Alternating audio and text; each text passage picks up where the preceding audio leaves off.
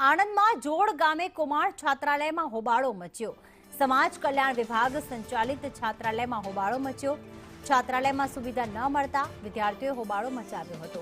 તો એબીવીપીના કાર્યકર્તાઓએ પણ છાત્રાલયમાં વિરોધ કર્યો। શિયાળામાં નાહવા ગરમ પાણી ન મળતું હોવાનો આક્ષેપ આ વિદ્યાર્થીઓ દ્વારા કરવામાં આવ્યો છે। રૂમમાં પોપડા પર જે છે એ પડી રહ્યા છે અને જેના જ કારણે વિદ્યાર્થીઓ પર જોખમ ઊભું થયું છે।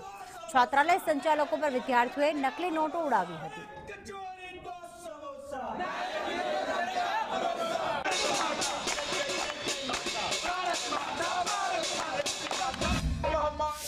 જે વિદ્યાર્થીની અમુક રજૂઆત હતી કે અમને ગીઝર નથી, તો એ બાબતે અમે પૂરતા પ્રયત્નો કર્યા છે અને આગળ રજૂઆત બી કરી છે અને વિદ્યાર્થીઓની જે રજૂઆત છે એ અમે ધ્યાને રાખીને એ પૂર્ણ કરવા માટેના અમે પ્રયત્નો કર્યા છે। રસોડાની અંદર સ્વચ્છતા બાબતે પણ રજૂઆત છે, જમવા બાબતે રજૂઆત છે।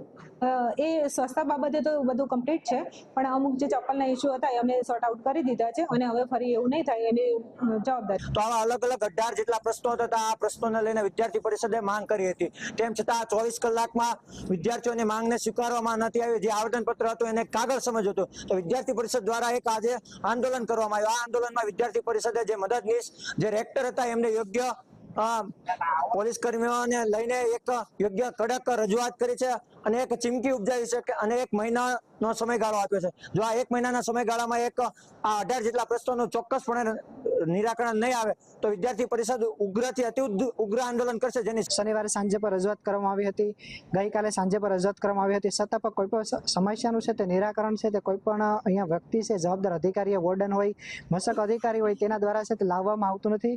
ઘણી રજૂઆતો અનેક વખત કરવામાં આવી છે, છતાં પણ એનું નિરાકરણ હજુ સુધી આવ્યું નથી।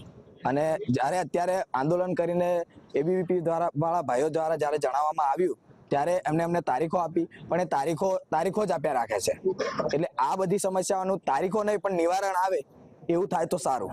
કે જે સરકારશ્રીએ જે જાહેર કરેલું છે જે પીડીએફ, એની અંદર નિયમમાં એવું બતાવેલું છે કોન્ટ્રાક્ટરોને, જે પીડીએફમાં 6ઠા નંબરના પેજમાં 16મો 17મો મુદ્દો છે કે જેની અંદર એવું લખાણ કરેલું છે કે જે વિદ્યાર્થીઓ જમ્યા પછી પોતાની થાળી ત્યાં મૂકવાની વ્યવસ્થા કરે। જમ્યા પછીની જે થાળી છે અઠવાડ ત્યાં મૂકવાની વ્યવસ્થા અહીંયા હોવી જોઈએ, જે અહીંયા જરાય જોવા મળતી નથી અને અમારી થાળી ધોવાની આવતી જ નથી, છતાં અમે અહીંયા ધોઈએ છીએ।